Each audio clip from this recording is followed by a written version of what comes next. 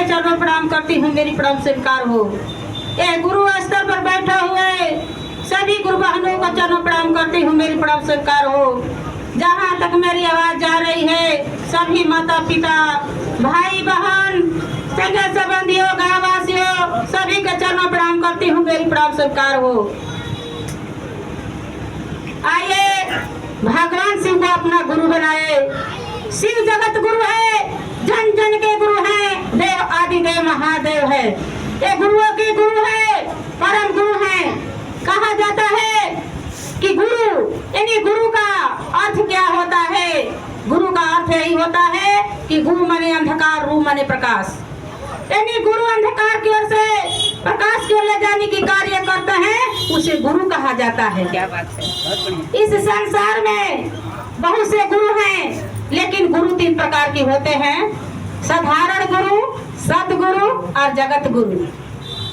तो जगत गुरु को हम लोग चर्चा कर रहे हैं, यानी जगत पूरे संसार के महादेव गुरु है और गुरुओं के गुरु परम गुरु हैं। इसीलिए उनको वाल्मीकि रामायण में परम गुरु की महिमा लिखी गई है।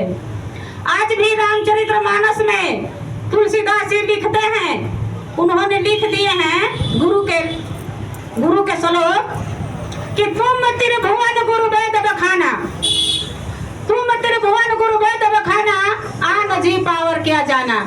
विश्वनाथ ममनाथ पुरारी, त्रिभुवन महिमा विदित तुम्हारी। चर अचर नाग नर देवा, सकल करही पद पंकज सेवा। इससे स्पष्ट होता है कि महादेव जी नागलोक, नरलोक, देवलोक तीनों लोक के गुरु है, इसीलिए उनको त्रिपुरारी कहा जाता है। महादेव त्रिपुरारी उनको इसीलिए कहा जाता है कि तीनों लोक में जितने भी गुरु हैं वो गुरुओं के गुरु हैं। वो सबसे श्रेष्ठ है, वो दानियों में दानी, महादानी है, घर घर के बाबा है। इसीलिए महादेव जी के घरों में भी पूजा होता है और मंदिरों में भी पूजा होता है। महादेव जी को सत्यम शिवम सुंदरम कहा गया है, यानी सत्य ही शिव है, सुंदर ही शिव है। अगर शिव गुरु सत्य नहीं होते तो निराकार या साकार दोनों रूप में उनकी पूजा नहीं होता। अगर शिव गुरु सत्य नहीं होते तो कड़कड़ में विराजमान नहीं होते। अगर शिव गुरु सत्य नहीं होते तो राम रमेश्वर के रूप में पूजा नहीं करते।